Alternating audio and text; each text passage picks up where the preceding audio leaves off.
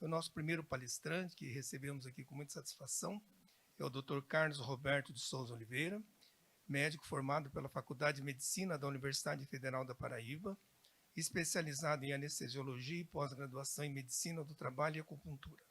Membro da Comissão de Humanismo da Sociedade Brasileira de Anestesiologia. Membro da Comissão de Bioética e segundo secretário da AME Brasil. Expositor nacional e internacional. Fundador e presidente da Associação Médico Espírita de Campina Grande, AME de Campina Grande. Então, doutor Carlos, o senhor tem um microfone à sua disposição. Eu acho que o tempo já foi definido, acho que de 40 a 50 minutos, não é? Então, uma ótima palestra e nós vamos, com a permissão de todos, sentarmos ao lado. Muito obrigado. Boa tarde a todos.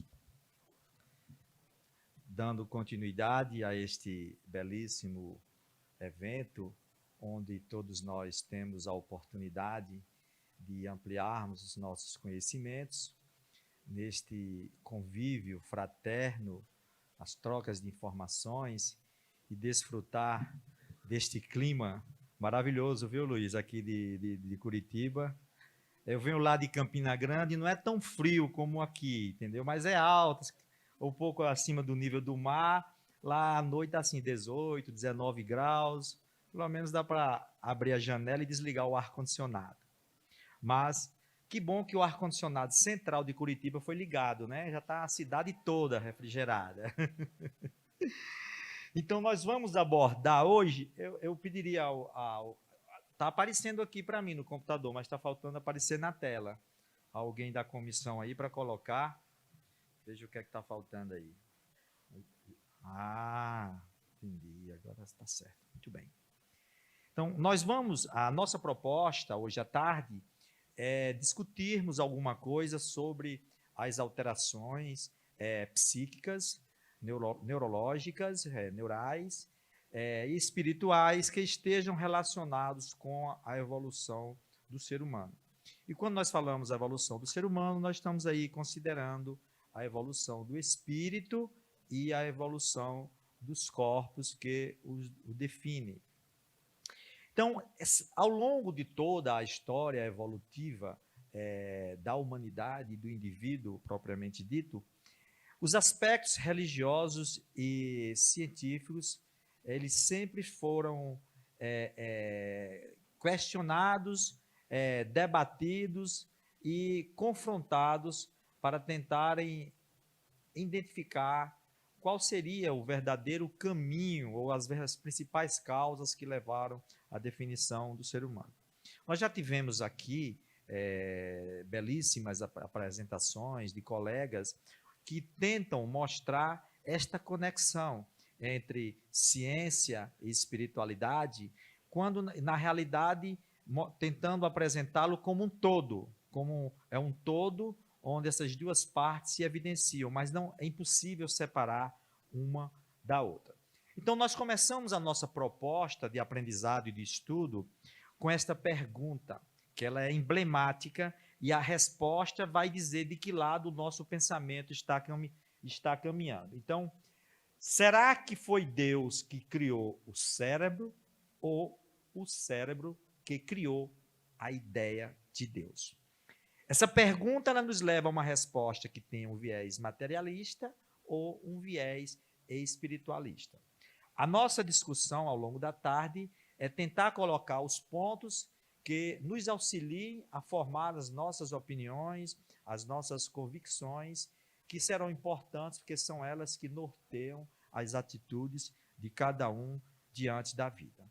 Então, quando nós analisamos a história da própria evolução, que se perde em bilhões de anos, mas nós vamos pegar aqui apenas uma parcela de 10 milhões para cá, se nós considerarmos, por exemplo, André Luiz coloca no livro Evolução em Dois Mundos, que desde quando as primeiras células surgiram no seio tépito das águas do planeta, lá naquele protoplasma que é a forma inicial de como surgiu a vida, na definição de Emmanuel e de André Luiz.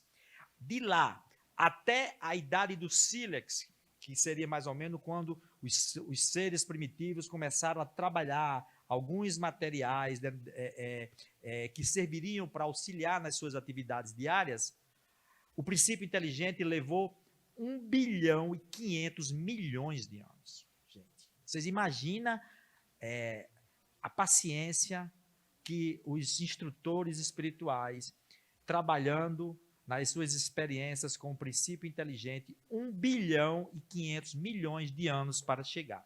Mas nós vamos pegar aqui apenas essa faixa de 10 milhões de anos para cá, quando a antropologia consegue fazer algumas identificações dos seres mais primitivos, dos seres humanos, dos nossos ancestrais humanos, até chegar no homem atual. E nós vamos observar o seguinte, que, do ponto de vista anatômico, observe uma verdadeira expansão da região anterior do nosso cérebro, a parte relacionada com o lobo frontal, E, praticamente, essa expansão ela tem acontecido a partir do Homo habilis, é esse daqui mais ou menos, há aproximadamente aqui 1 milhão e 700 mil anos. 1 milhão e 700 mil anos. Até aqui por volta de 800 mil anos, ou seja, por um período de quase 1 milhão de anos, houve um aumento considerável em centímetros cúbicos do tamanho da capacidade do nosso crânio para abrigar a expansão cerebral. E quando chegou no Homo erectus, houve um crescimento aqui, olha, exponencial, quase em linha reta, até o Homo sapiens ou o Homo de Neandertales, que surgiu na Terra mais ou menos há 200 mil anos. Então, praticamente, aquele período que André Luiz coloca, que do homem do sílex para cá, desses 200 mil anos para cá, é que praticamente houve uma expansão vertiginosa do crânio às custas do lobo frontal. Para que hoje chegue nessa capacidade de 1.500 centímetros cúbicos, seria o tamanho do nosso cérebro, a capacidade do nosso crânio para poder abrigar essa estrutura do nosso cérebro. Com isso, nós vamos observar que o seguinte, que ao longo de todo o processo evolutivo, o crescimento do nosso cérebro se deu às custas da expansão do lobo frontal, como nós estamos vendo aqui nesse trabalho apresentado no Jornal de Cosmologia Paleolítica e Consciência Espiritual. Fazendo um comparativo entre a evolução moral e a capacidade do nosso cérebro. Data lá dos estudos que há 100 mil anos atrás, praticamente, quem dominava o planeta era o homem de Neandertal, já existia rudimentos de uma consciência espiritual. Ou seja, já tem registro de que os mortos eram enterrados, alguns objetos estavam presentes nos túmulos, nas escavações, como se eles já se preocupassem com alguma coisa que existisse após a morte. No homem de Neandertal, a estrutura anatômica do nosso cérebro que predominava, sistema límbico responsável pelo controle e administração das emoções. O lobo parietal, occipital e temporal para dar a noção de espaço, de temporalidade, do aqui e do agora. Isto é compreensível, porque naquela época, quando o homem primitivo ele tinha que acordar para caçar, para se alimentar, tinha que se defender dos inimigos e tinha que lutar pela sua própria sobrevivência. Então, ele não precisaria de um cérebro que o ajudasse a pensar e ficar contemplando. Ele precisa de estruturas que comandem o aqui e o agora em reações contínuas de luta e fuga que hoje ainda está presente no homem odierno, no homem moderno. O sistema que regula, fazendo um parênteses, o estresse, que hoje é reconhecido como uma das grandes causas de patologias do ser humano, ele é atávico no ser humano, porque vem de lá, vem de muito tempo que ele é condicionado. Só que hoje você não vai mais acordar para enfrentar um inimigo. Costumo dizer, no passado você amanhecia para, todo dia tinha que correr para matar um leão. Hoje você ainda tem um leão do imposto de renda, né? Mas não é como o leão antigamente, que vinha lá para te devorar. Mas é uma ameaça à sua própria sobrevivência, certo? Porém, há 35 mil anos, surge na face da Terra uma nova espécie, o homem de Cro-Magnon. Conhecido que eram gigantes, eram pessoas que tinham uma estatura acima do homem de Neandertais. E esse homem de Cro-Magnon, ele já começa a apresentar exatamente aumento do lobo frontal.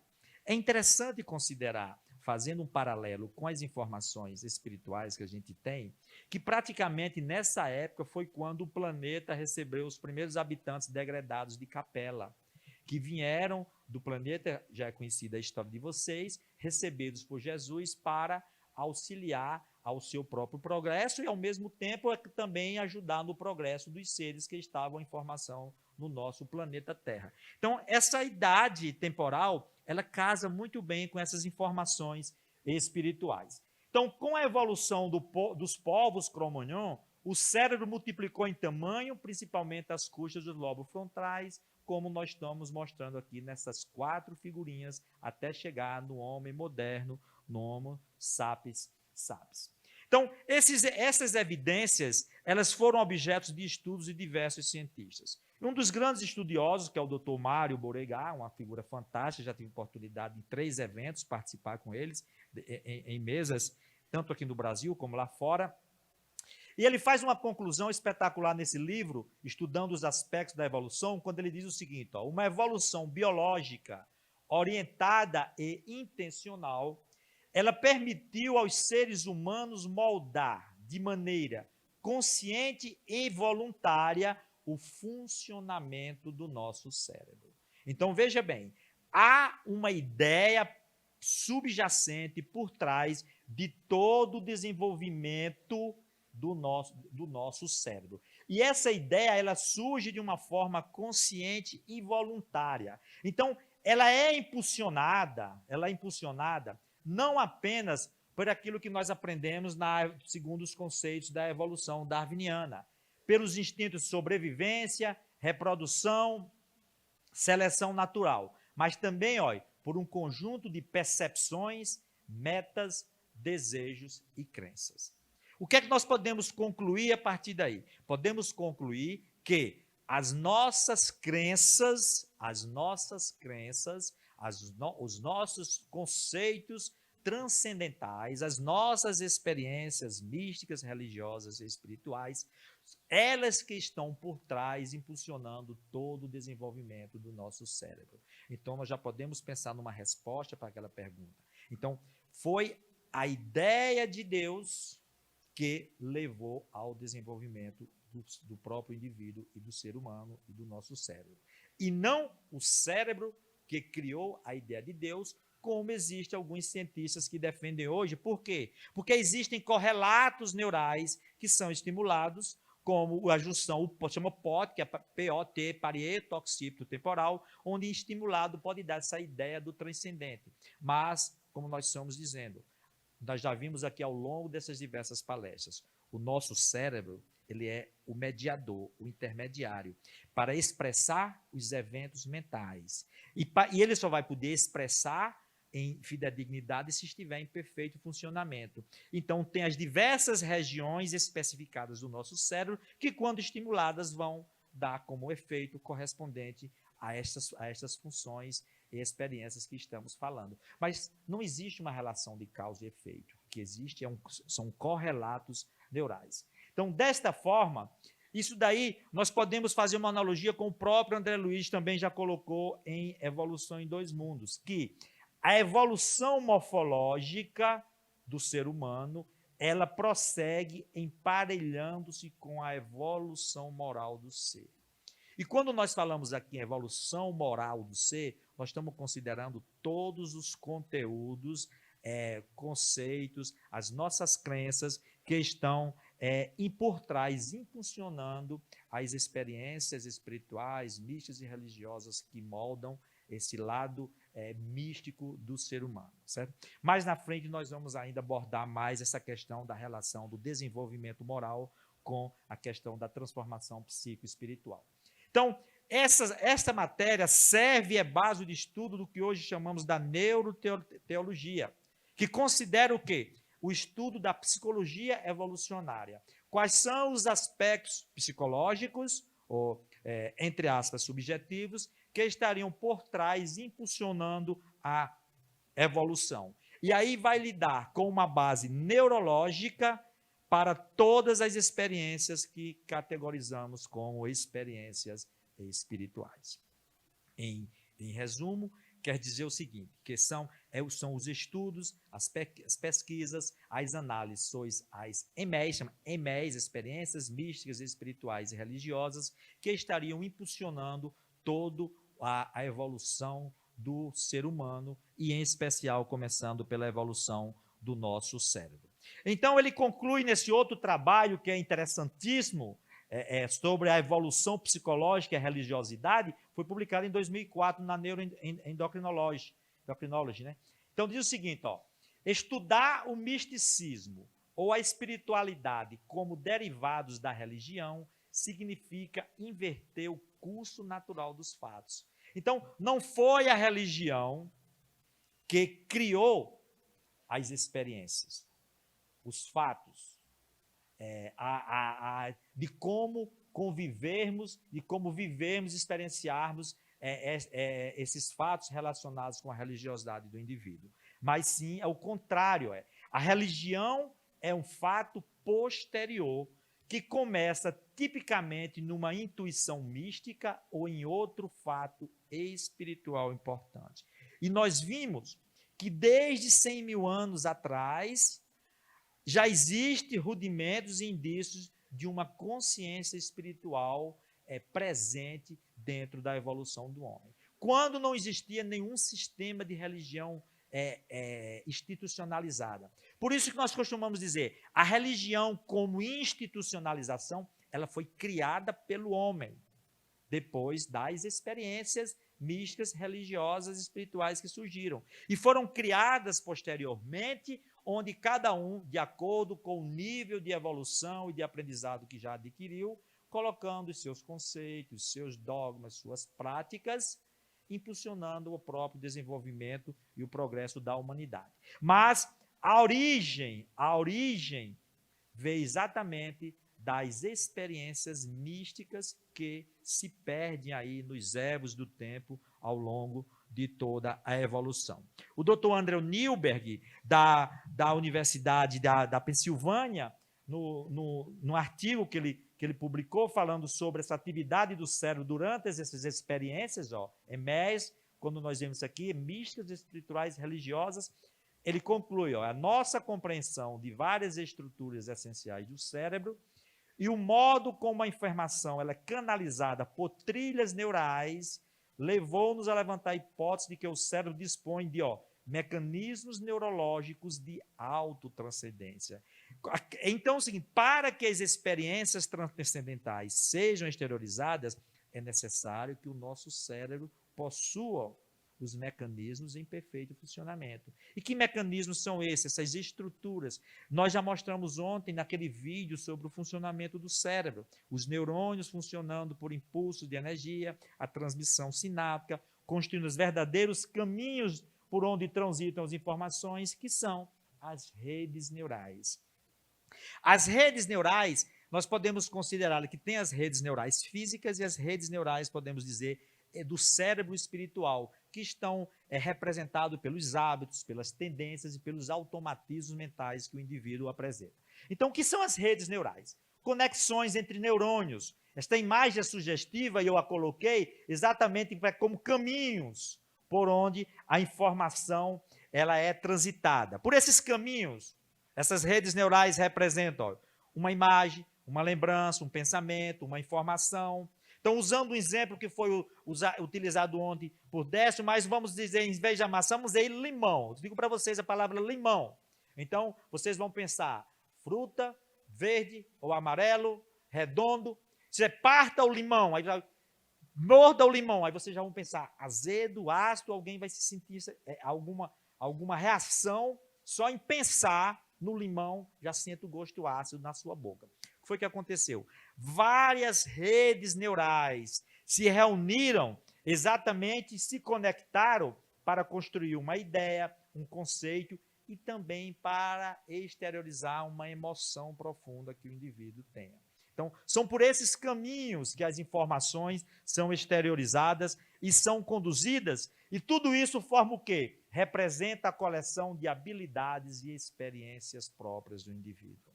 Nós vimos já ontem, mas repetindo, que O ser humano, ou o espírito, vamos utilizar o espírito, porque nós estaríamos considerando num nível de profundidade ainda maior, ele vai evoluindo ao longo do tempo, construindo a túnica da sua própria exteriorização com os fios da experiência. Assim define André Luiz em Evolução em Dois Mundos, no capítulo que fala sobre evolução e moral. Então, o que é que acontece? Nós somos, hoje, na posição que cada um se encontra encarnado aqui na Terra, o fruto da coletânea das experiências que adquirimos ao longo das múltiplas encarnações que tivemos. E em cada existência dessa, nós tivemos oportunidade de agir, reagir e ir colhendo em cima daquilo que estamos semeando, e já foi muito falado sobre isso. À medida que o indivíduo vai construindo a sua própria vida, a sua existência, ele vai criando os automatismos, que, repito, os automatismos psíquicos, os hábitos, as tendências, as preferências e esses automatismos neurológicos que são através das redes neurais. As redes neurais, essas conexões de neurônios, elas não são fixas. Hoje sabe-se que elas são, digamos assim, dinâmicas. O mecanismo de neuroplasticidade já consegue comprovar isso daí, de que os neurônios estão num contínuo processo de mudança, fazendo conexões a cada momento com neurônios diferentes. Nós temos 10 bilhões de neurônios em média, cada neurônio tem a possibilidade de fazer 1000 conexões, 1000 sinapses, então dariam 1 trilhão de conexões por onde se construir essas informações. Então, esses caminhos, olha, observe o seguinte, as pessoas passam sempre por aqui, então a grama desaparece e fica um caminho. Então, se você tem uma ideia fixa e persistente, você faz com que a informação neuronal percorra sempre aquele caminho daquelas sinapses. E aí você cria um automatismo. Citando como exemplo, já deve ter acontecido com vocês, quando eu morava em casa e depois mudei para apartamento. Então eu tinha um condicionamento, uma rede neural que me levava de casa para o hospital, do hospital para casa. Na primeira semana que eu me mudei, eu 2 vezes fui parar em frente à minha casa. Chegava lá, quando eu procurava o controle remoto para abrir o portão, não conseguia. Aí eu me lembrava, não, eu mudei, não moro mais aqui. Por quê? São as redes neurais automáticas. Aí você tem que criar uma nova rede neural para que te leve para onde você quer, no seu novo endereço. E aquela outra rede não desaparece, ela fica como se fosse latente, que pode ser acionada a qualquer momento. Isso também acontece com as nossas emoções, com os nossos sentimentos, com os nossos desejos, com as nossas ideias, com as nossas metas.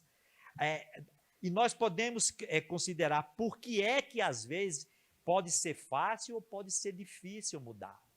Não é tão fácil porque, uma vez que uma ideia ela é fixa por muito tempo, cria um caminho aqui que você tem que envidar mais esforços para alterar o hábito que você tem dentro de si. Algumas pessoas costumam até dizer, eu sou assim mesmo, eu não mudo, sou desse jeito, nasci assim, vou morrer assim.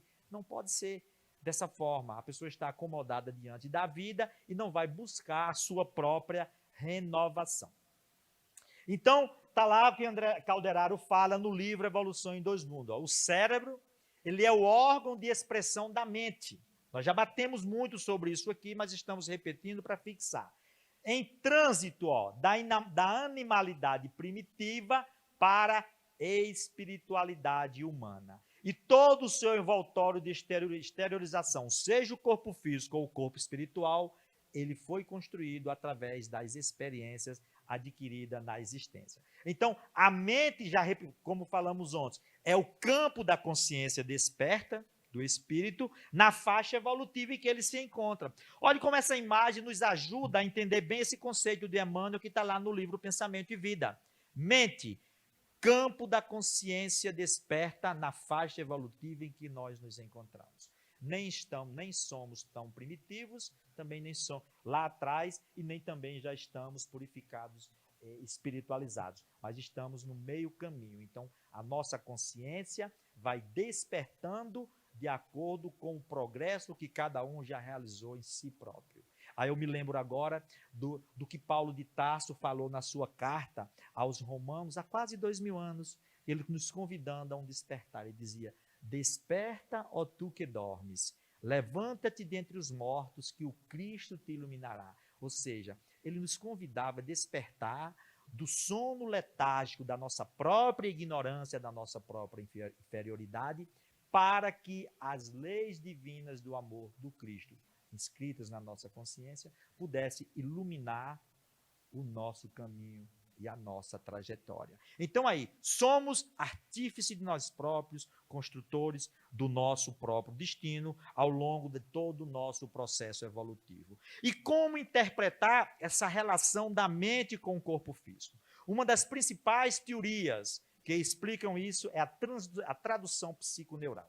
É o mecanismo pelo qual processos conscientes e inconscientes eles são automaticamente traduzidos em processos neurais nos vários níveis da organização cerebral. As redes biofísicas, moleculares e químicas, as redes neurais, os neuropeptídeos, os usos dos neurotransmissores, ou seja, envolve toda uma rede de transmissão de informações que vai de um estado mental, de uma atividade mental, para acionar uma atividade biológica no nosso cérebro. Então, esse é um mecanismo de psiconeural, onde fala conscientes e inconscientes. Os conscientes são aqueles que você aplica a sua vontade determinante no hoje, no aqui, no agora, para fazer as mudanças. E o inconsciente é reflexo do que você já progrediu e já armazenou em si próprio ao longo das experiências, das existências do passado. Então, é isso que nós somos. Nós somos um ser consciente e inconsciente, sendo que o nosso inconsciente é muito maior. É como utilizando aquela imagem do iceberg, colocando aqui para vocês, que tem uma pontinha acima do nível da água e 95% submerso. Ali estariam os eventos inconscientes de lá, mandando informações para o aqui, para o agora, definindo do que é que eu gosto, das minhas preferências, o meu caráter, o meu temperamento, as minhas reações, ou seja, tudo comandados de forma automática. E é na busca desse mundo interior inconsciente que rege todo o nosso propósito de existir. Ou seja, mergulhar no inconsciente através das nossas atitudes conscientes. É o autoconhecimento.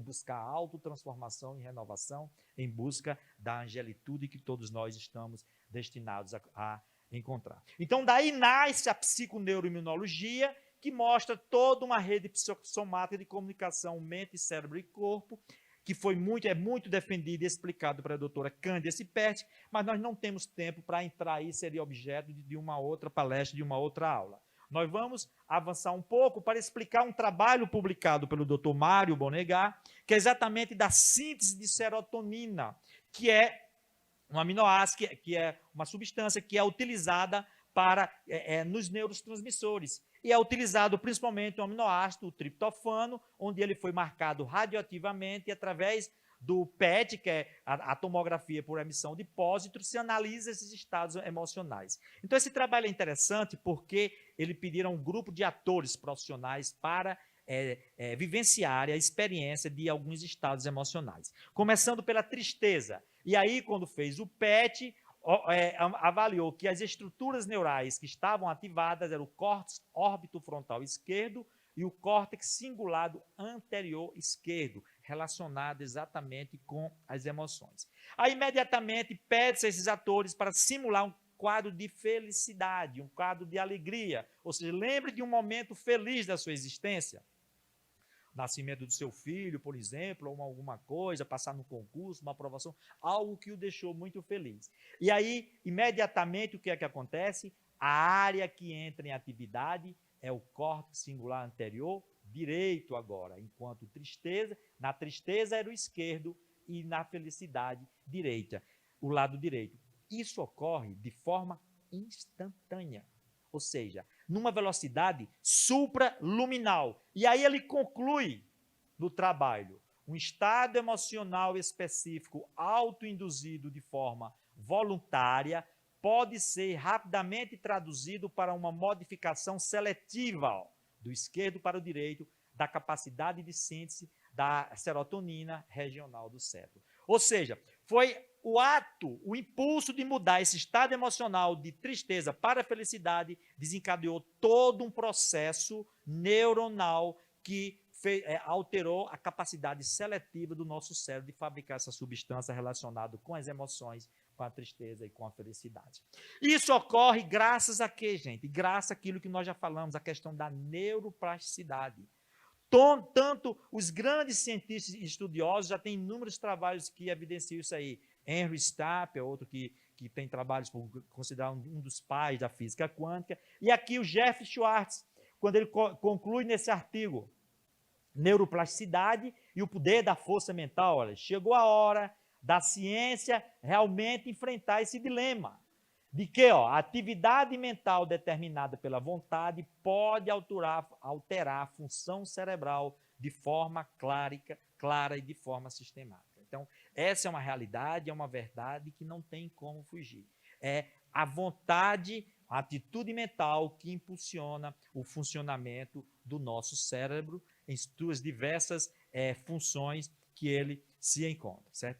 O neurocientista Joe Dispenza, ele também é um grande estudioso na questão da neurociência e na questão da consciência e do cérebro, ele situa lá, no lobo frontal, a área do cérebro que é responsável pela intenção firme, ou seja, a região anterior do cérebro, aquela que surgiu do ponto de vista evolutivo nos últimos anos, quando os novos seres chegaram na face da Terra de 35 mil anos para cá, do Cromagnon, quando vinham trazendo novas ideias, novos conceitos. Ou seja, essa área anterior do cérebro, que especificamente o córtex pré-frontal, que além do córtex frontal que existe, tem também o córtex pré-frontal, que é uma região ainda mais anterior do ponto de vista evolutivo.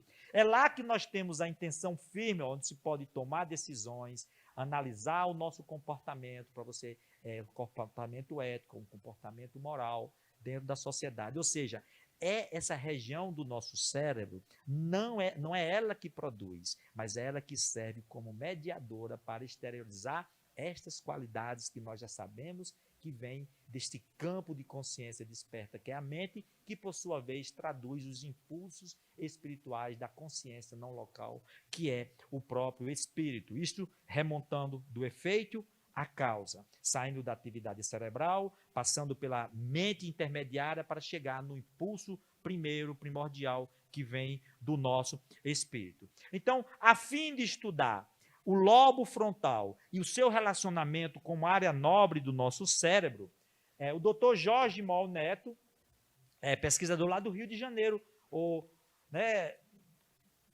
já o conhece de lá, nas suas pesquisas, ele é um pesquisador, ele fez um trabalho, e junto com ele estava um colega nosso, João Ascenso, que ele era português, ele fez uma tese de mestrado.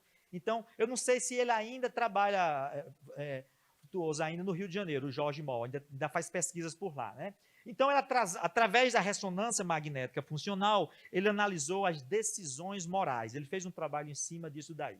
Então, o que é que ele fez? Ele analisou exatamente, ele viu que o córtex pré-frontal, que eu coloquei para vocês, uma região mais anterior, aqui temos o córtex frontal, mas aqui o pré-frontal, uma área mais nobre do ser humano. Ela está relacionada com os valores e com os sentimentos morais elevados. E são ativados em situações que envolvam compaixão pelo sofrimento alheio. Então, olha aí a relação que existe no nosso córtex pré-frontal com as qualidades e com as decisões morais do indivíduo. E ele conclui que uma ação moral positiva em favor de outra pessoa, principalmente quando envolve sacrifício pessoal, ativam essas áreas, impulsionando o seu desenvolvimento. Então, a sua pesquisa envolveu isso aqui, no resumo: doação custosa a uma organização de caridade, em que as pessoas realmente tinham que tirar dinheiro para dar, ou então uma oposição à organização que promovia o aborto, ou seja, você defender a vida. Então, essas duas atitudes foram feitas com os pesquisadores, fizeram com os integrantes. Então, veja bem, quando existiam essas duas atitudes, mas sem envolver uma doação verdadeira, apenas fictícia, vamos imaginar que você vai doar dinheiro para essas instituições, mas você não vai tirar nada do bolso, é só uma coisa hipotética. Nós tínhamos aqui a região mesolímbica, estriato dorsal, o sistema ventral, quer dizer, todos envolvidos com um sistema de recompensa. Um sistema de recompensa. É como se você estivesse fazendo, mas querendo algo em troca. Mas quando a doação envolve realmente algo substancial, e no caso, numa oposição custosa, que é você se opor a uma organização a favor do aborto, ou então você fazer uma doação custosa, sacrificando-se por uma causa moral, aí sim, as regiões que envolvem o córtex pré-frontal são as principais regiões que entram em atividade, mostrando essa estreita relação que existe do córtex pré-frontal com as ações morais. Então, a Academia Brasileira de Letras conclui, as boas ações estão relacionadas a um bem-estar mais prolongado do que as conquistas particulares que têm um efeito momentâneo. Ou seja, aquela sensação que o indivíduo tem quando faz o bem, que os espíritos descrevem, mas que não tem como chegar na intimidade, porque eles é algo que você vai experimentar. Então não tem como descrever na sua essência, porque você tem que vivenciar o prazer de fazer o bem. Então, nós acreditamos, conclui, que esta descoberta tem um efeito muito grande no dia a dia em termos de influenciar a qualidade de vida e o altruísmo do ser humano. Então, fazer o bem, praticar a caridade, ser altruística, é promoção de saúde e de qualidade de vida, porque nos tornam mais felizes diante das adversidades e das lutas da vida. Foi um trabalho feito pela doutora Sônia Lubomirski, que é da Universidade de Stanford. Ela também pegou um grupo de pessoas e pediu que eles fizessem 5 atos de caridade por semana durante 6 semanas. E após aplicar os testes psicológicos de avaliação dos critérios de satisfação e de felicidade, ela conclui que a prática regular da benevolência tornava os voluntários mais felizes pelo ato de fazer o bem. Agora, olha que curioso, ela também conseguiu concluir. Não só no ato, mas um longo período, ou seja, essa felicidade ela era duradoura, não era momentânea, não era fugaz. E ela principalmente, ela era mais evidente quando ninguém contava e não esperava nada em troca. Como Jesus falou, que a mão direita não saiba o que sua mão esquerda faz. Que você faça o bem pelo simples fato de querer ser bom. Porque não adianta só fazer o bem, tem que ser bom. Madre Teresa de Calcutá, este grande espírito que tem exemplos fantásticos para a humanidade, ela diz em um dos seus pensamentos, não importa o bem que você faz, o que importa é o amor que você coloca no bem que você faz. E se nós formos analisar, faz sentido, porque você pode estar fazendo o bem com segundas, com terceiras, com quartas intenções. Por exemplo, eu vou ajudar uma pessoa, fazendo um parênteses, mas com todo respeito pelos nossos políticos, mas um político está fazendo bem a uma pessoa porque está interessado no voto dele para se eleger. Ele fez o bem, mas a intenção foi qual? A intenção foi auferir os benefícios em troca. Fecho o parênteses, e repetindo o respeito que temos, porque nem todos são assim, tem políticos que são realmente dignos do nosso respeito. Então, fazer o bem deixa o indivíduo mais feliz, principalmente quando nós o fazemos sem esperar nada em troca, conforme a orientação que Jesus nos deixa para praticá-lo. Então, Calderaro, no Mundo Maior, que traz esse livro aqui, que trata realmente, mostrando as relações da mente com o cérebro, ele coloca lá, vou citar apenas algumas coisas, mas vou deixar para que na palestra Décio vai falar mais para vocês sobre isso. Nos planos dos lobos frontais, silenciosos ainda para a investigação científica do mundo, jazem materiais de ordem sublime, que conquistaremos gradualmente no esforço de ascensão, representando a parte mais nobre do nosso organismo, divino em evolução. Então, essa área nobre do nosso cérebro, que tem poucos anos, é um bebê do ponto de vista evolutivo, é ela que contém esses materiais de ordem sublime, aguardando que cada um de nós possa exatamente acioná-los. E aí, ele divide essa nossa região nos lobos frontais, aquela parte anterior, onde você vai receber os estímulos do futuro, o córtex, que são as sugestões do presente, e, por último, o cérebro inicial, do sistema nervoso propriamente dito, onde tem arquivados as lembranças do passado. Então, isso aqui é a estrutura da nossa casa mental, que vocês vão ver mais detalhes quando der-se apresentar. Então, o indivíduo vive nesses 3 andares aqui. Entendeu? Se você, do ponto de vista prático, Calderaro diz o seguinte, que isso daqui representa para cada um de nós campos de fixação da mente. Nós já vimos que a mente é o campo da consciência desperta, onde na faixa evolutiva em que cada um se encontra.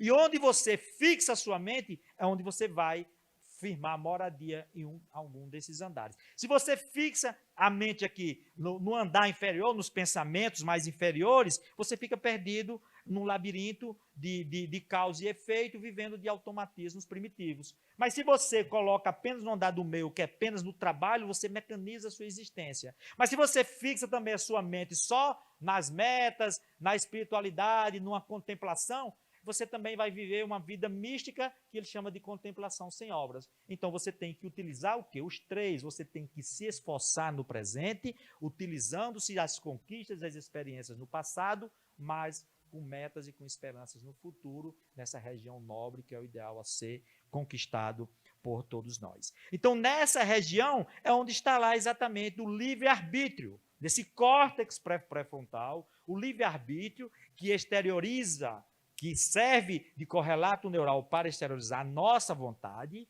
Emmanuel coloca no livro Pensamento e Vida que a vontade é o maior gabinete que existe dentro da nossa mente, da inteligência, da memória e outros gabinetes, mas o da vontade é o maior de todos.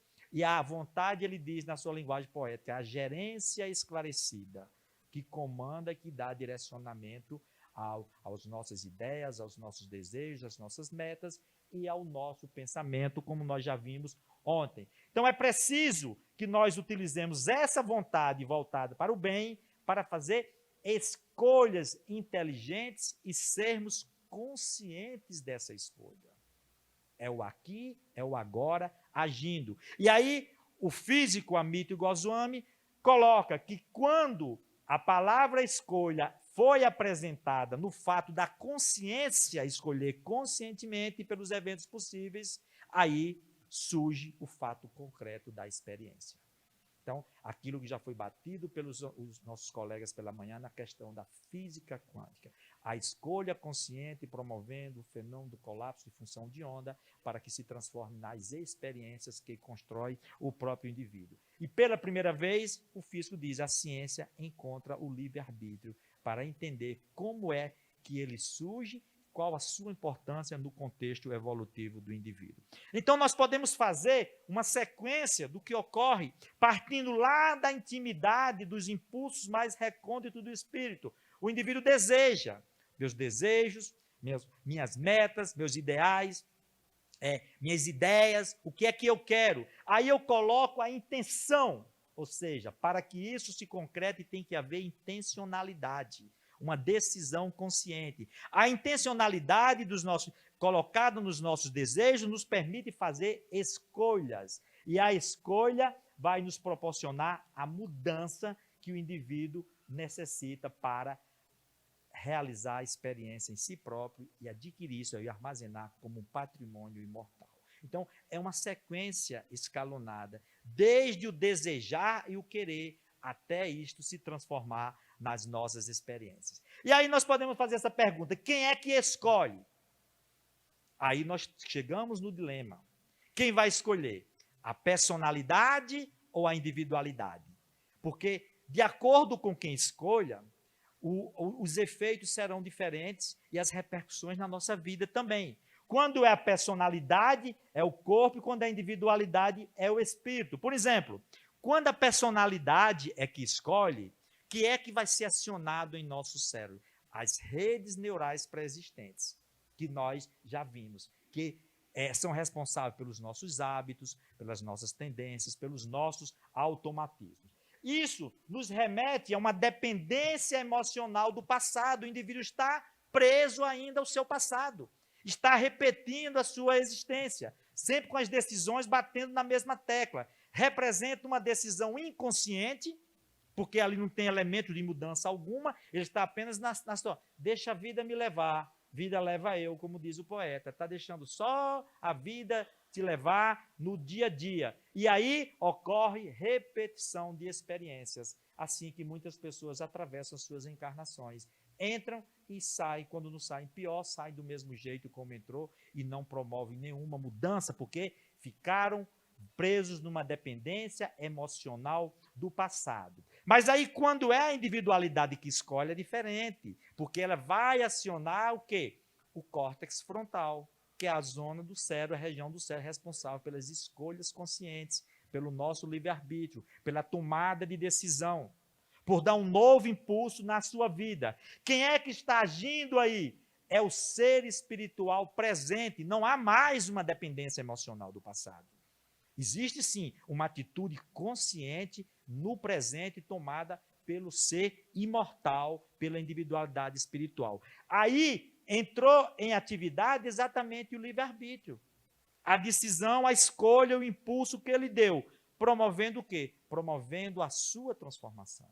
Então a verdadeira transformação, como disse Emmanuel, ela é pessoal, intransferível, é individual. Elas têm que ser de dentro para fora, tem que partir do espírito quando ele faz as escolhas conscientes, escolhendo os caminhos que o direcionem para impulsionar sua própria evolução espiritual. Então, Abraham Maslow, um dos grandes psicólogos, analisando os aspectos religiosos das experiências místicas, diz, a transformação psicoespiritual, que muitas vezes se segue às EMEs, envolve mudanças de ideias, emoções, atitudes e crenças fundamentais sobre o eu, sobre o mundo e sobre o comportamento. Se não houver mudanças nesses setores, na realidade, não aconteceu nada de inovador na vida do ser humano. Então, nós podemos concluir, voltando ao pensamento do Dr. Mário Beauregard, e sobre a influência da evolução moral sobre o desenvolvimento do nosso cérebro, que as realizações éticas, elas resultam do contato de uma realidade transcendental por trás do universo. E não é a multiplicação dos neurônios, nem do cérebro que vão dar essas realizações éticas. Então, não é o cérebro que dá a ideia de Deus, é a ideia de Deus, de um ser superior, que impulsiona o desenvolvimento do nosso cérebro. Estes valores morais, eles estão associados a uma visão de mundo espiritual, e são eles que passam a governar o mundo emocional. Ou seja, o nosso córtex pré-frontal tem uma ação de controle sobre o nosso cérebro inicial, sobre o sistema límbico, que se ele for desativado, o sistema límbico, o cérebro inicial emocional, entra em atividade e assume o controle de imediato. Então, a consciência moral substitui a programação inata como reguladora de comportamentos. Daí porque todas as religiões batem na mesma tecla, da questão do progresso moral, da evolução moral que o indivíduo tem que realizar. E aí nós vamos encontrar lá na pergunta 629 dos Espíritos o conceito de moral, que significa a regra de se bem proceder, de você distinguir o que é o bem do que é o mal. Então, progresso moral é você desenvolver em si próprio a sua espiritualidade, a sua religiosidade tão necessária para buscar encontrar o sagrado que existe dentro de si mesmo. E qual é o fundamento principal? Observar a lei de Deus. Você vai diferenciar o bem do mal observando a lei de Deus. Quando é que você vai agir dentro desse contexto? Quando você faz o bem de todos. Então você está cumprindo a lei de Deus. Porque a lei do amor universal diz que o bem tem que ser feito para todos. E essas leis, gente, estão escritas aonde? Todos vocês já sabem, pergunta 621, na consciência do homem. O apóstolo Paulo, escrevendo aos Coríntios, dizia, renovai-vos pela vossa mente, pelo vosso entendimento, para saber qual é a boa e agradável vontade do Senhor. Ou seja, a renovação das nossas atitudes mentais para compreender a vontade de Deus, que quer dizer as suas leis que estão na nossa consciência, que serão acionadas à medida que o indivíduo vai acelerando o seu progresso moral. E aí, na pergunta 617, Kardec diz, as leis divinas, o que é que compreende o seu âmbito? Somente algo de natureza moral? Não, todas as leis da natureza são leis divinas, porque Deus é o autor de tudo. O sábio estuda as leis da matéria, mas o homem de bem pratica e estuda as leis da alma. Por isso a gente não pode separar ciência de religião. São dois campos de aprendizado e de evolução do espírito imortal, que esse grande cientista coloca nas suas frases famosas. O homem de ciência descobre os fatos da natureza, mas o homem de consciência, ele realiza os valores dentro de si mesmo. E realizar os valores dentro de si mesmo é buscar exatamente despertar o senso moral que existe dentro de cada um de nós, que aqui, passando apenas para finalizar, porque o nosso tempo já se esgotou, envolve simpatia, compaixão e as decisões morais que são importantes para que o indivíduo faça escolhas conscientes da sua existência. E os principais conteúdos que envolvem as decisões morais estão ali, citando aqui, justiça, generosidade e dignidade. Ou seja, isso daí são fatores, gente, que independem de religião, independe do segmento religioso que o indivíduo pertence, estão íncitos no próprio ser humano para que possam ser desenvolvidos, para que ele possa agir por dever e não segundo o dever. Eu vou fazer isso porque eu sei que é o correto, e não porque tem alguém me observando ou tem uma lei que vai me punir. É porque eu sei que isso é o correto. Esse é o verdadeiro progresso moral desenvolvido no ser humano. E isso começa lá o nosso entendimento da doutrina espírita, lá na pergunta número 10 do Livro dos Espíritos, que muitas vezes a gente lê rapidamente, passa por cima e não observa. Pode o homem compreender a natureza íntima de Deus? Kardec e os Espíritos disseram, não, porque falta-lhe um sentido. Porque na infância, o homem o confunde com as várias criaturas e com as suas imperfeições. Mas à medida que nele se desenvolve, o senso moral. Então é necessário que o homem desenvolva em si o senso moral para compreender a verdadeira natureza íntima de Deus, que na palavra do apóstolo João quer dizer que Deus é amor.